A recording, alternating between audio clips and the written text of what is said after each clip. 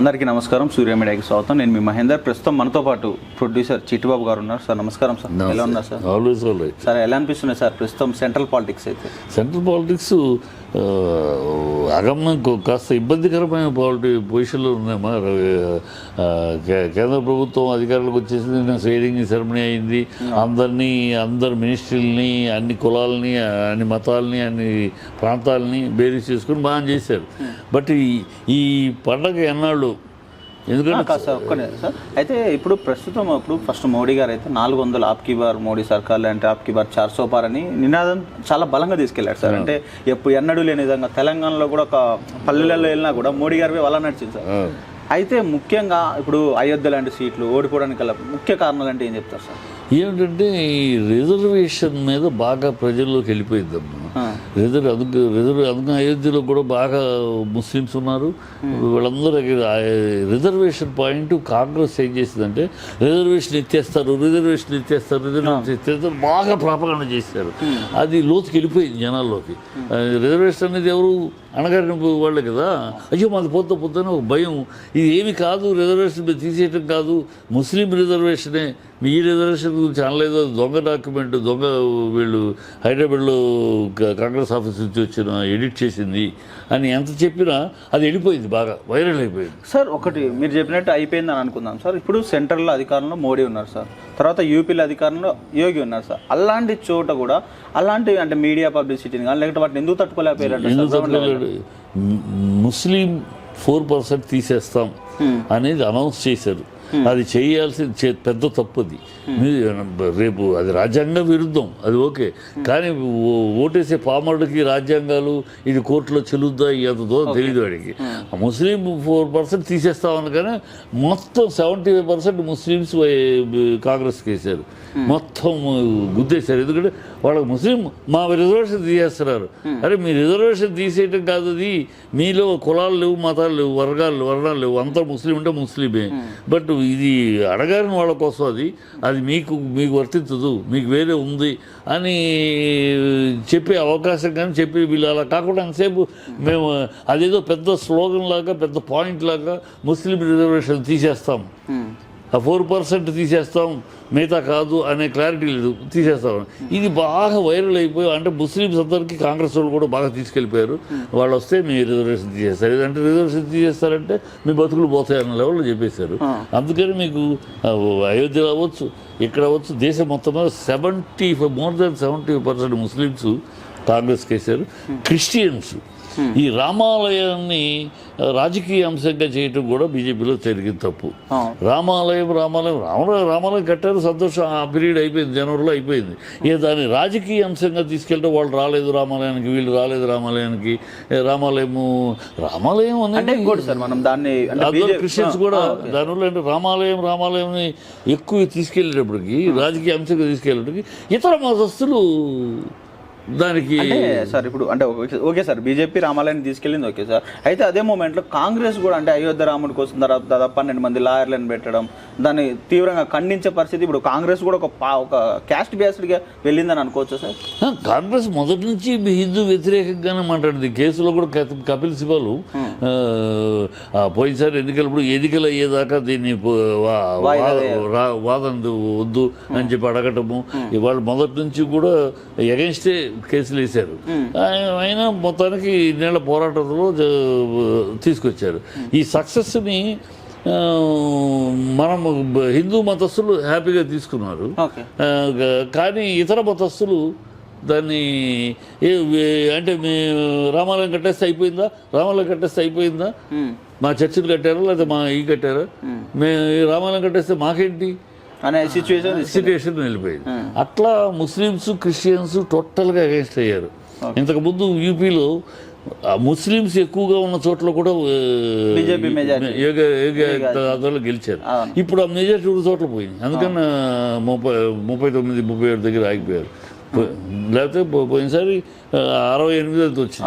ఎందుకు వచ్చిందంటే ముస్లిమ్స్ ఏరియాలో కూడా బీజేపీ వచ్చింది. అంటే సబ్కా సాత్ సబ్కా వికాస్ సబ్కా అనేది నమ్మారు, బాగా పనిచేసింది. అప్పుడు ఇప్పుడేమో ఈ రిజర్వేషను ముస్లిమ్స్ తీసేస్తాం ఈ మాటలు అనవసరం అది ప్రకటన చేయకల్లా అది డైరెక్ట్గా వచ్చినప్పుడు చేస్తే సరిపోద్ది, చట్టపరంగా చేసేస్తే సరిపోయేది.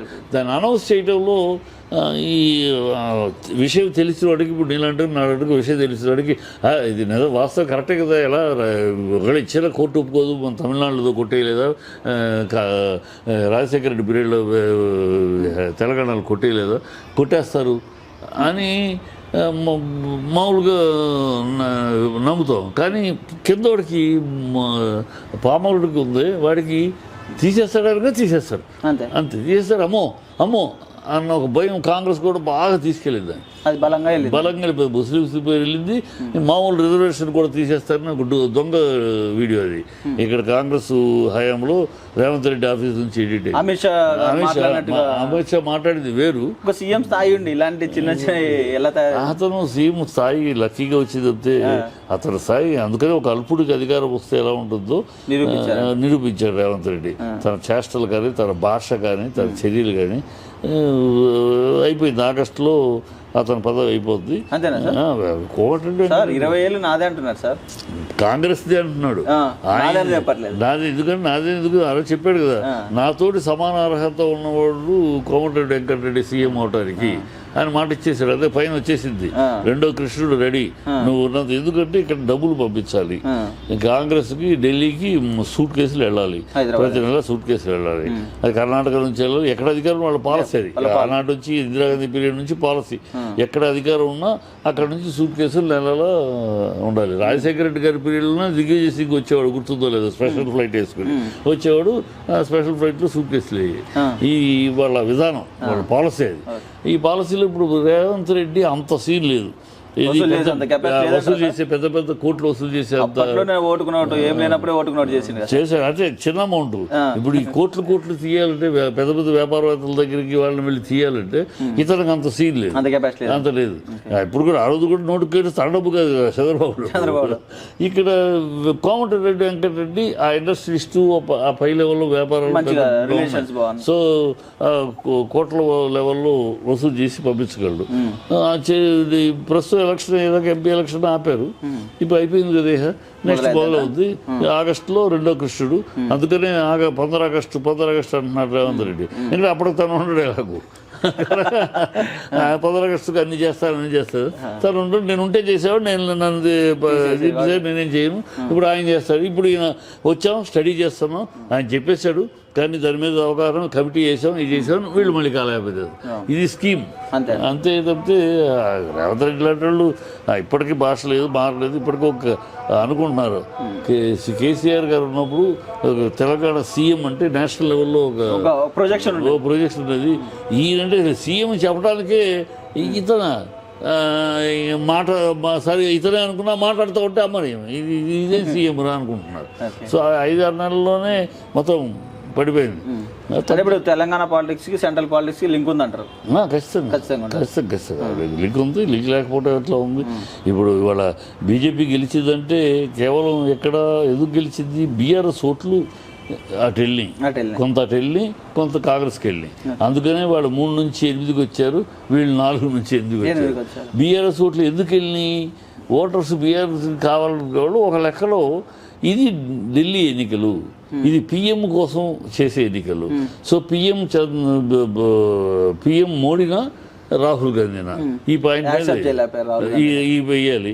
ఆ 2 కూటమిలో బీఆర్ఎస్ లేదు, కాంగ్రెస్ కూటమిలోనూ బీఆర్ఎస్ లేదు, బీజేపీ కూటమిలో లేదు. సో ఇక్కడ బీఆర్ఎస్ ఓటేస్తే ఈ ఓటు యొక్క పవర్ హైదరాబాద్ లోనే ఆగిపోతుంది, ఢిల్లీ దాకా వెళ్ళదు. ఢిల్లీ దాకా మన ఓటు వెళ్ళదు. అందుకనే మన ఓటు వేస్ట్ అవ్వకూడదు. బీఆర్ఎస్ కేసిన ఈ 2 కూటమిలో లేరు వీళ్ళు కనుక మనం అని వాళ్ళు విచ్చలుడి అయిపోయారు. బీఆర్ఎస్ ఓటర్స్ అంతా కూడా వాళ్ళకి కొంతమంది ఇష్టమైన వాళ్ళు మోడీ అని, కొంతమంది ఇష్టమైన వాళ్ళు రాహుల్ గాంధీ అని. మా ఓట్లన్నీ అటు వెళ్ళిపోయినాయి. దాంతో వాళ్ళు 4 నుంచి 8 వచ్చారు, వీళ్ళు 3 నుంచి 8 వచ్చారు. Thank you sir.